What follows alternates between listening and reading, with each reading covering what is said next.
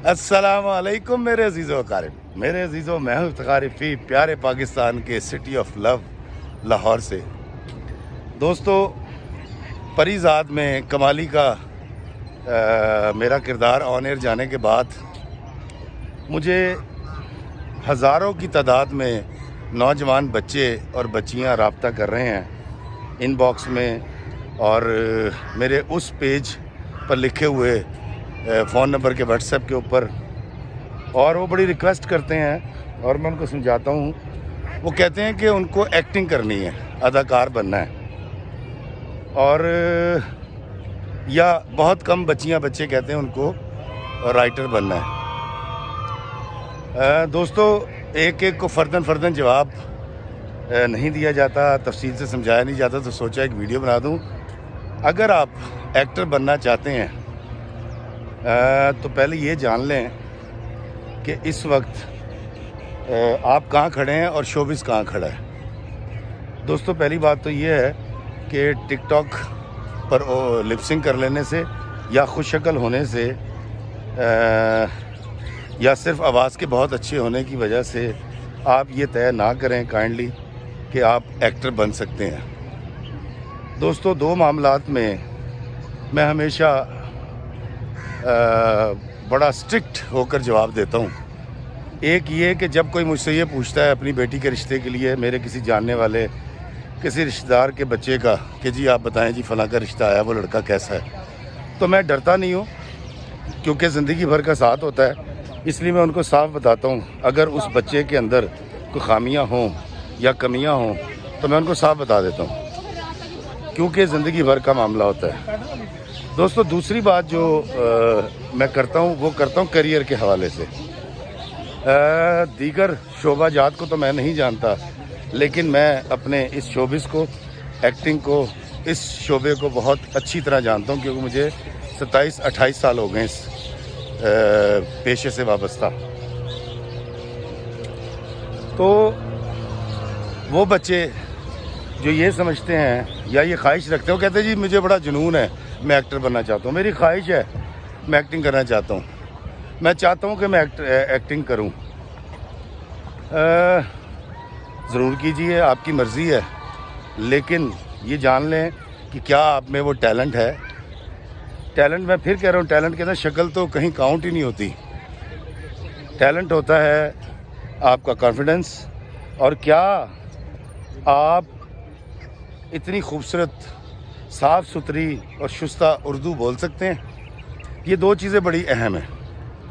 और तीसरी चीज़, अगर आप ये जानना चाहते हैं कि क्या आप परफॉर्म कर सकते हैं, तो किसी भी बीट पर ताली बजाकर या स्टेप लेकर देख लीजिए। अगर आप ऑन द बीट हैं तो बिल्कुल आप ये काम कर सकते हैं।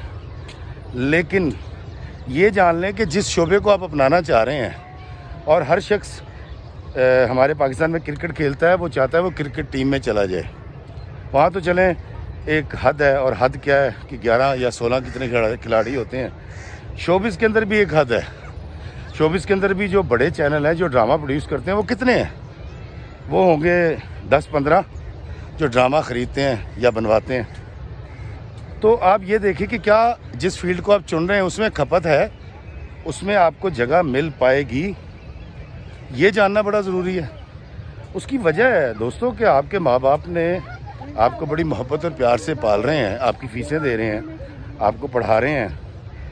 उनकी ख्वाहिश सिर्फ ये होती है कि हमारा बच्चा अपने पैरों पर खड़ा हो जाए, और जो पढ़ाना चाहते हैं वो चाहते हैं कि हमारा बच्चा एक डिग्री ले ले ताकि हम इसकी शादी कर दें और ये एक अच्छे रोज़गार पे लग जाए। इसके अलावा माँ बाप को कुछ नहीं चाहिए होता। लेकिन ये जो ख्वाहिश है वो हमें बड़ा हलकान करती है। दोस्तों, मैं जब ये बताता हूँ कि मैं ट्रेंड एक्टर हूँ और मैं डिप्लोमा लेकर आया था 2 साल का गोएथे इंस्टीट्यूट से 90s में, और फिर मुझे 10 साल काम नहीं मिला, फिर मैं लिखने की तरफ आ गया, तो आप उस पर ताली बजाते हैं, खुश होते हैं। हालांकि मैं आपको अपनी तकलीफ़ बता रहा होता हूँ कि यार मुझे 10 साल कोई काम ही नहीं मिला। मैं रफ़ी पीर थिएटर के साथ हिंदुस्तान 3-4 बार परफॉर्म करके आया। उस्मान पीरज़ादा साहब का जो थिएटर है, खुश शक्ल भी था, पूरे बाल भी थे। वो शोहरत जो मैं उस वक्त चाहता था कि मुझे मिल जाए जवानी में, वो मुझे अब आकर मोहब्बत की, आपकी मोहब्बत की वजह से मिलती है। और अब भी कई लोग ये जानते हैं कि शायद मैंने कमाली में काम किया है, या जब गुल्लू बादशाह चला था तो लोगों का ख्याल था कि नया एक्टर है, गुल्लू बादशाह में आया है। या जब बाबा रांझा को देखा तो उन्होंने कहा हाँ यार ये गुल्लू बादशाह में भी आया था, बाबा रांझा में भी आया। लेकिन उनको ये नहीं पता था कि इफ्तिखार इफ़ी ने 27-28 साल इस फील्ड को दिए हैं। अब इस 28 साल में अपना घर चलाने के लिए किन किन तकलीफ़ों से गुजरा, क्या क्या पापड़ बेले, कितने कितने दिन और कई महीनों पीटीवी स्टेशन के बाहर खड़ा रहा, क्योंकि पीटीवी में दाखिल होने के लिए लिस्ट आती थी प्रोड्यूसर की, जिस आर्टिस्ट का नाम होता था वही अंदर जाता था। वो आप नहीं जानते। आज चैनल्स ज़रूर आ गए हैं, मौक़े बढ़ गए हैं, लेकिन मौक़े महदूद हैं, इस बात को समझ लें। पाकिस्तान में अभी एक आई डोंट नो ये मसला क्या हुआ, लेकिन 3-4 साल पहले एक वीक में, एक हफ़्ते में ट्रांसमिशन चला करती थी। अगर मिसाल के तौर पर 50 घंटे की ड्रामा चलता था एक वीक में, वो ड्रामा स्क्वीज़ होके 25 या 24 घंटे पे आ गया। तो वैसे 50% जो ड्रामे हैं वो नहीं बन रहे, तो 50% मौक़े चले गए। अब इस ऐसी सूरत हाल के अंदर नए बच्चे बच्चियाँ अगर आएंगे तो वो खपेंगे कहाँ, खपत कहाँ होगी उनकी, आपको ये भी जानना है ना। क्योंकि सिर्फ शौक़ नहीं है, जब आप एक्टिंग की फील्ड में छलांग मार देंगे, कूद जाएंगे, तो फिर अल्लाह आपका मर्तबा कोई भी बनाए, घर तो फिर आपने यहीं से चलाना है, क्योंकि ये 24 घंटे का काम है, पार्ट टाइम काम नहीं है। अब यहाँ खपत ही नहीं है। जो रेगुलर आर्टिस्ट हैं, जो रेगुलर डायरेक्टर्स हैं, जो रेगुलर राइटर्स हैं, वो अगर इस दौर में फारिग बैठे हुए हैं, जी हाँ फारिग बैठे हुए बहुत सारे लोग। अच्छा, उसकी एक वजह मैं आपको छोटी सी मिसाल देता हूँ। पाकिस्तान में एक ड्रामा चल रहा है उर्तुगुल 5 या 6 दिन चलता है पीटीवी पे। इसका मतलब पता क्या है, 6 दिन 6 प्रोडक्शंस नहीं बिकी जो पाकिस्तान में बननी थी पाकिस्तानियों की। तो 6 डायरेक्टर्स फारिग हो गए, 6 राइटर्स फारिग हो गए, और तकरीबन 1,500 के करीब एक्टर फारिग हो गए। फिर वो अमला जो कैमरा उठाता है, रनर बॉय जो सेटों पे काम करते हैं, सेट वाले सारे फारिग हो गए। तो पता ये चला उन 6 सीरियल के ना बनने से मजमूई तौर पर तकरीबन कोई 4,000 घर मुतासिर हो गए। तो दूर के ढोल सुहाने, ये चकाचौंध की दुनिया, ये लाइटों की रंगों की दुनिया देखने में बड़ी भली लगती है, बहुत अच्छी लगती है। लेकिन जब आप इसके करीब जाते हैं तो आपको पता चलता है कि यार ये तो बहुत मुश्किल फील्ड है। तो अगर आप में टैलेंट है और आप समझते हैं कि मेरे अंदर टैलेंट है और आप बहुत अच्छे एक्टर भी होंगे, तो मेरी जान पहले आपको अपने टैलेंट को पॉलिश करना पड़ेगा। और पॉलिश करने के लिए पाकिस्तान में कोई इदारा नहीं है। एक इदारा है नापा, वो कराची में है, arts council Lahore, arts council PNC, ये कुछ क्लासेस वगैरह करवाते रहते हैं, वो कभी कभी होती हैं। फिर पंजाब में कोई काम नहीं हो रहा, मतलब पंजाब के शहरों में, लाहौर में जो काम होता था वो एक आधा कोई काम होता है लाहौर के अंदर, वो भी ज़्यादातर काशिफ निसार साहब करते हैं, जिन्होंने इनकार बनाया था, जिन्होंने दिल ना उम्मीद तो नहीं बनाया था। अच्छा, एक काशिफ निसार कितने लोगों को खपा देगा? अच्छा, बड़ा एक अहम सवाल है। मुझसे लोग कहते हैं कि जी फिर क्या करें? मैं कहता हूँ जी आपको कराची जाना पड़ेगा। वो कहते हैं जी मैं कराची चला जाऊँगा। मैं काका कितने रवेंगा? जी उत्थे मेरी खाला रहिंदी है, फुप्पी रहिंदी है, रिश्तेदार रहंदे ने। सर, खाला फुप्पी रिश्तेदार के घर कराची जाकर आप एक दिन या एक हफ्ते या एक महीने तो रह सकते हैं। साल की स्ट्रगल आप किसी के घर में बैठ के इसलिए नहीं कर सकते। कभी आप सुबह आएंगे, कभी रात को आएंगे, कभी दोपहर को आएंगे, कभी रात को 3 बजे आएंगे। कौन खाना पका के देगा? कौन कुंडी खोलेगा? कौन अकोमोडेट करेगा? तो दूसरा भी तरीका जो बचता है वो ये है कि आप कराची जाएं और जहाँ प्रोडक्शन हाउस ज़्यादा डिफेंस के इलाके में, वहाँ पे कमरा किराए पे ले लें। वो जो आप कमरा किराए पे लेते हैं उसके 1.5-2 लाख रुपए एडवांस जाता है, 20-25 हज़ार महीना उसका ख़र्चा होता है किराया। उसके बाद फिर आपने एक मैट्रेस लेना होता है, इस्त्री लेनी होती है, कुछ सामान ख़रीदते जहाँ आपने रहना है। फिर गाड़ी नहीं तो एक आधी मोटरसाइकिल ज़रूर होगी, नहीं तो आपको बसों के धक्के खाने पड़ेंगे, क्योंकि आपने प्रोडक्शन हाउस के चक्कर लगाने हैं। रोज़ ख्वाब देखना है, रोज़ टूट जाना है।